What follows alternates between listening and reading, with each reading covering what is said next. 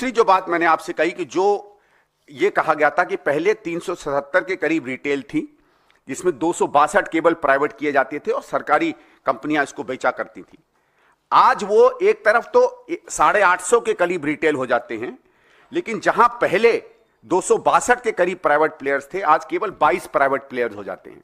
और आर्ग्यूमेंट आप देते हैं कि हमें इसको बढ़ाना चाहिए था। आपको शायद याद होगा कि जब सीएजी की रिपोर्ट आई थी 2G पर, तो ये हमने एक मंशा की थी कि जितने ज्यादा प्लेयर्स उस मार्केट में आएंगे उतना ज्यादा ओपन होगा। उसके बिल्कुल विपरीत उस समय आम आदमी पार्टी ने कहा था, बिल्कुल दूसरे तर्ज दिए थे, और आज उसी तर्ज से वो एक अपनी रिपोर्ट बनाते हैं। तो इन चीजों को उसमें बहुत गंभीरता से देखना चाहिए।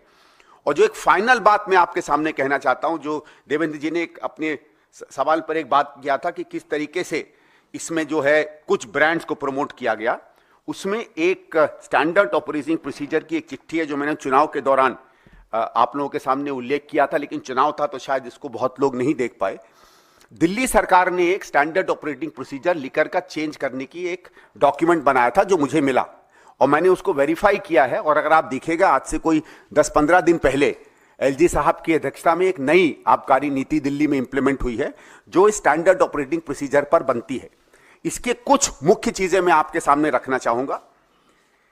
इस पे बात करते करते ये कहती है कि SOP for database transparent and online liquor ordering system that checks brand pushing, eliminates bias and reflects national, regional, local market shares।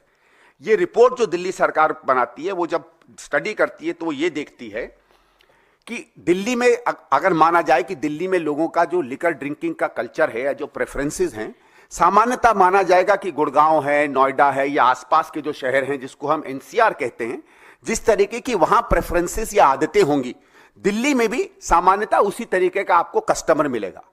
जब ये स्टडी करते हैं तो ये देखते हैं कि एनसीआर के इलाके में जिस तरह की ब्रांड्स लोग डिमांड कर रहे थे, उससे बिल्कुल विपरीत वो वाले ब्रांड दिल्ली में नहीं अलाउड होते हैं। जिसकी तरफ देवेंद्र भाई ने अभी इशारा किया कि कुछ ऐसे ब्रांड दिल्ली में पुश किए जा रहे थे जो माना जाए अगर दिल्ली के कल्चर वाले लोग जो गुड़गांव में और जगहों पर रहते हैं वो उनको प्रेफर नहीं करते हैं।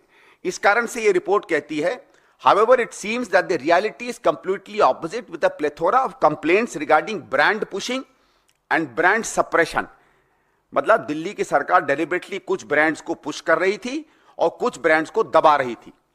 उसके बाद वही आगे चल के कहती है कि certain brands are pushed in Delhi contrary to custom choice. यह मतलब है कि सरकार की रिपोर्ट खुद कहती है कि हम लोगों ने जो काम किया है उसमें मार्केट का कहीं प्ले नहीं था, हम जबरदस्ती कुछ न कुछ ब्रांड्स थोपते हैं दिल्ली के ऊपर। वो ऊपर कुछ लिस्ट देती है इन ब्रांड्स की, और उसके बाद जो सबसे महत्वपूर्ण बात है उसमें आती है, मैं थोड़ा सा पैराग्राफ पढ़ना चाहूंगा। The menace of brand pushing not only डिसरिगार्ड्स actual consumer preference but undermines fair market competition. और अगर सरकार की तरफ से मार्केट कॉम्पिटिशन अनफेयरली डील किया जाता है तो ये करप्ट प्रैक्टिस में आता है।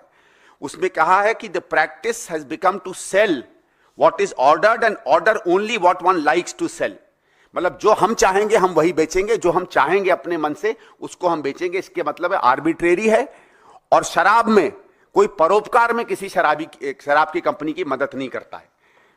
फिर उसमें दिया जाता है कि इसमें एक परवर्स इंसेंटिव आता है, और जो आखिरी लाइन है, जो सबसे इंपॉर्टेंट लाइन आती है, analysis of the above top brands जो दिल्ली में पुश हो रहे हैं reveals that most of them have their plants based in Punjab.